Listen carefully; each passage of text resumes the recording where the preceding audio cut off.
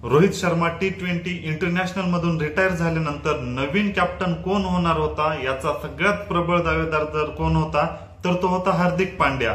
आणि हार्दिक पांड्याच नेक्स्ट इंडियाचा T20 captain होईल असं वाटत होतं। T20 वर्ल्ड कप जिंकल्यानंतर जवळपास फिक्सच झालं होतं की हार्दिक पांड्याच कॅप्टन होऊ शकतो ज्या प्रकारे त्यानं परफॉर्मन्स दिला। परंतु आता कुठेतरी हे चित्र दिसत नाही आणि कालपासून नवीनच बातम्या समोर येत आहेत आणि आता हार्दिक पांड्याला कॅप्टन करायचं का नाही हा प्रश्न तयार झालेला आहे। आणि हार्दिक पांड्या सोडून आता दुसऱ्या एका नावावर चर्चा केली जात आहे आणि ते नाव आहे सूर्यकुमार यादव। तर आता या दोघांपैकी एक कॅप्टन होणार आहे, परंतु नक्की कोण होणार, नक्की काय बीसीसीआय मध्ये चर्चा चालू आहे हेच बघणार आहोत।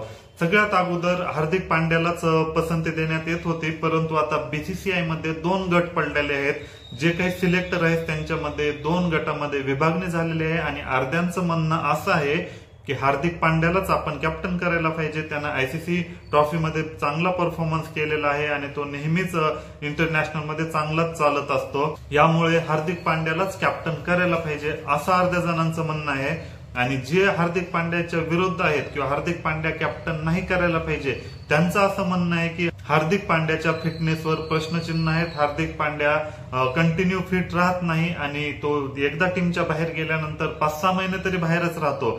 अशा वेळेस जर आपण त्याला परमनंट कॅप्टन बनवलं आणि तो जर नेहमी फिटनेसमुळे बाहेर राहत असेल तर त्या कॅप्टनशिपला अर्थ राहणार नाही आणि टीमचं जे बॅलन्स राहायला पाहिजे ते बॅलन्स नाही राहू शकणार असं म्हणणं बीसीसीआयच्या अर्ध्या मेंबरचं आहे। म्हणजेच जे हार्दिक पांड्याला अपोज करत आहेत त्यांचं म्हणणं असं आहे। तर मग आता या संदर्भात हार्दिक पांड्या कॅप्टन करायचा का नाही, मग हार्दिक पांड्याला जर नाही करायचं झालं तर मग कोणाला करायचं, तर मग त्यामध्ये नाव समोर येत आहे सूर्यकुमार यादवचं।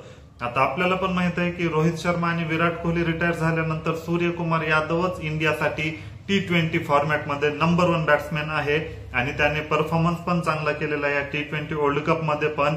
आणि गेलेल्या वर्षीचं वन डे वर्ल्ड कप झाल्यानंतर त्याच्या नेतृत्वामध्ये ऑस्ट्रेलियाला टीम गेली होती, तर त्याने T20 मध्ये ऑस्ट्रेलियासोबत पण चांगलाच परफॉर्मन्स केला होता। आणि सगळ्यात महत्वाचं म्हणजे आता आपल्याला पण माहित आहे की गौतम गंभीर आल्यानंतर जेवढे काही डिसिजन आहेत तर तो सिंगल हँडेडली घेऊ शकतो आणि प्रशिक्षक होण्याच्या अगोदर पण त्यानं स्पष्ट सांगितलेलं आहे की मला माझ्या कामामध्ये इंटरफेरन्स नको आहे। आणि सूर्यकुमार यादव आणि गौतम गंभीर हे KKR पासूनचे कलिग्स आहेत, तर याचा पण कुठेतरी ऍडव्हान्टेज सूर्यकुमार यादवला भेटू शकतो। तर बीसीसीआय मधले जे वरिष्ठ निवडकर्ते आहेत त्यांनी एकाने इंडियन एक्सप्रेसला मुलाखतीमध्ये स्पष्ट सांगितलेलं आहे की जवळपास सूर्यकुमार यादवचे जास्त चान्सेस आहेत T20 वर्ल्ड कपचा कॅप्टन होण्याचे आणि ही कॅप्टनशिप 2026च्या वर्ल्ड कप पर्यंत त्याला दिली जाऊ शकते।